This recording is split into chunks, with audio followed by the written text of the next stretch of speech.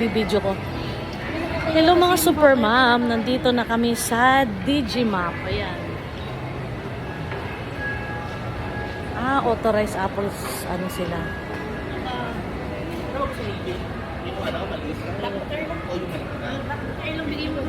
Ito nga, 51. Pero kasi may discount. Student, ano yun? May student discount pa kayo. Ulo, puso. Saan Ay, wala. Use down lang po. Ha? Cash discount. Mga magkano umabot kayo? Pag cash? Retail to cash po. Diba sabi ko sa'yo, babayan ko. 43 for 80 na lang po. 43.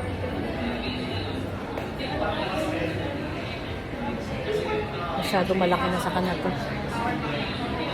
Tingnan natin guys kung meron na silang cable charger.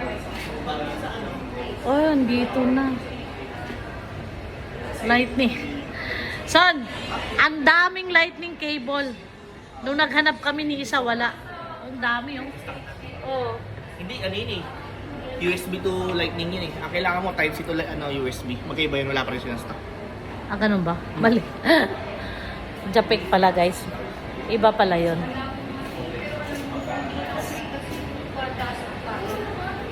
Ito. Apple Watch. Apple Watch. 26,000 guys. Ano, mabalik ka na. Ha? Mabalik ka na. Pagkatapos Jamay na. Ano magpapalit? Magpapalit pagkatapos ni Jamay na. Ayan.